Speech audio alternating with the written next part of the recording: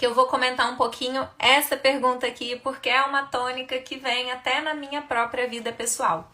E eu vou dividir com vocês um pouquinho sobre o que a gente sabe sobre saúde intestinal e emagrecimento, e também sobre a minha experiência pessoal. Tá?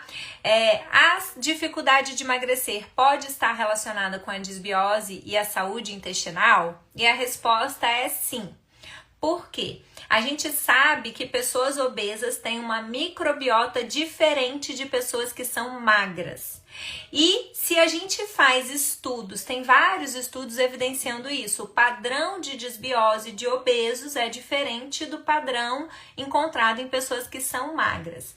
E se a gente pega a microbiota de uma pessoa obesa e coloca em um ratinho, esse ratinho fica obeso, diferente do que a gente faz se a gente colocar a microbiota de uma pessoa magra num ratinho. E se a gente depois troca esses ratinhos, o ratinho que recebe a microbiota do gordinho, ele também fica gordinho. Então a gente sabe que a nossa microbiota, ela impacta não só como causa, mas como uma consequência da obesidade. Não dá para você falar que a obesidade é causada exclusivamente por disbiose intestinal.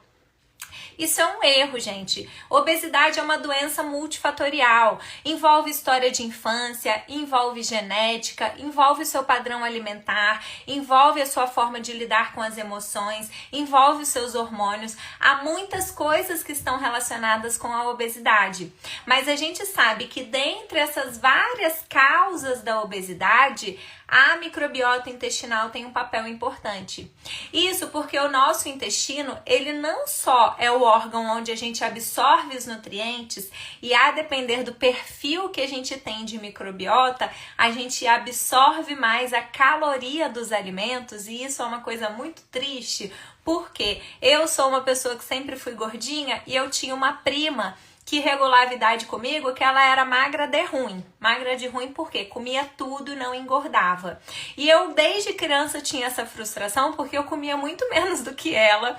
E ela era sempre magra e eu era sempre gordinha. E a minha avó achava lindo, porque ela gostava de, naquela época, gente, a minha avó, ela faleceu já tem, sei lá, uns 10 anos e ela faleceu com 100 anos. Então ela literalmente era de outro século. E na época dela, bonita era mulher gorda. E ela adorava falar isso. Ela falava, a Lívia é linda, bonita mulher gorda.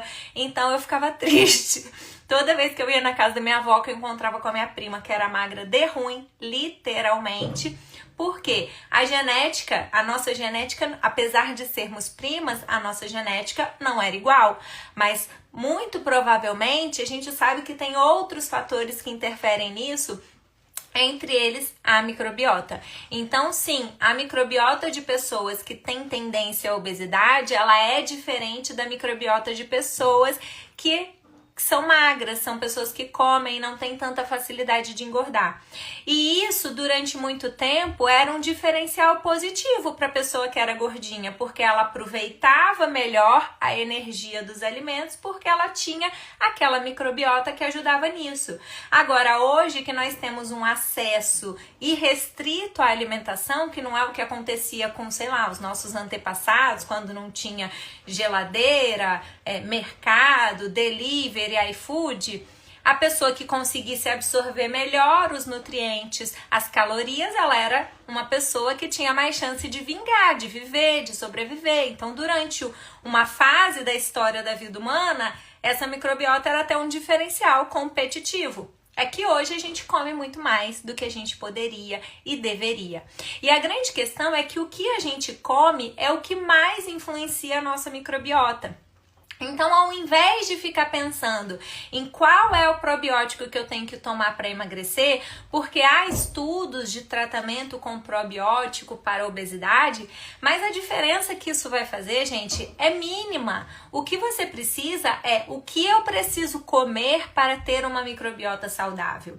É esse o pensamento que a gente tem que ter. Porque enquanto a gente estiver pensando que a gente só vai modular a microbiota com probiótico, ou usando antibiótico, ou usando suplemento, a gente esquece o principal, que é o que a gente está dando de alimento para que essas bactérias sobrevivam no seu intestino. Então, já é clara a relação entre microbiota e obesidade. Tanto pela questão da absorção de nutrientes, tanto porque o nosso intestino é um órgão endocrinológico. Nós temos vários hormônios que são produzidos no nosso intestino que vão interferir no nosso metabolismo, na nossa fome, na nossa saciedade, vão interferir inclusive nas nossas emoções e no nosso padrão alimentar, porque o padrão alimentar é um comportamento, mas a nossa microbiota interfere até no nosso comportamento, nos nossos neurotransmissores. Então não dá para falar de tratamento de obesidade sem falar de estratégias de modulação de microbiota.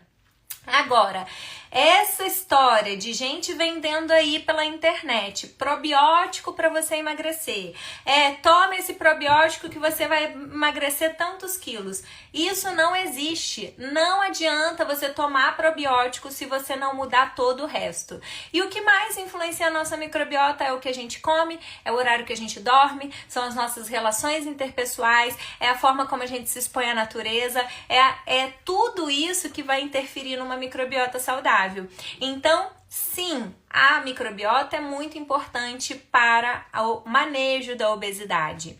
É muito importante a gente entender o papel do intestino na obesidade. E, inclusive, essa moda de canetinhas emagrecedoras, todas elas são com hormônios intestinais. Por quê? É o hormônio intestinal que vai levar essa sinalização de saciedade, que vai modular motilidade do trato gastrointestinal. E é sim interessante a gente usar desses hormônios de forma sábia para levar à perda de peso, e a gente tem benefícios no corpo como um todo. A grande questão é que nem tudo que é bom para todo mundo. E essa semana, inclusive, eu recebi uma pergunta sobre disbiose relacionada ao uso das canetinhas emagrecedoras, como é o Ozempic, como hoje tem várias, né? Mas a mais famosa, né? Talvez seja o Ozempic. E qual é o problema dessas canetinhas? A doutora Lívia é contra? O que eu acho? O que eu penso sobre isso? Eu penso o seguinte: qualquer medicamento, porque é um medicamento, tá, gente? Ah, é um hormônio? Não, não é um hormônio, é um medicamento. Qualquer medicamento que interfira na motilidade do seu trato gastrointestinal vai interferir no equilíbrio da sua microbiota. Então, sim, eu vi muitos casos de pacientes com quadro de SIBO, que é o supercrescimento de bactérias no intestino delgado, após o uso desse tipo de medicação para perda de peso. O que faz com que o remédio seja ruim? Não. Essa pessoa já era disbiótica. Ela já tinha disbiose.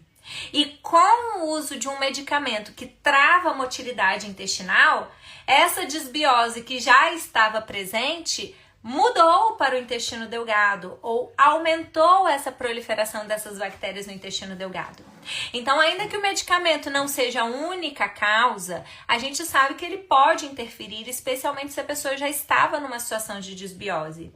E a gente não falou que o obeso, ele já tem disbiose? Obesidade é muito associada à disbiose intestinal.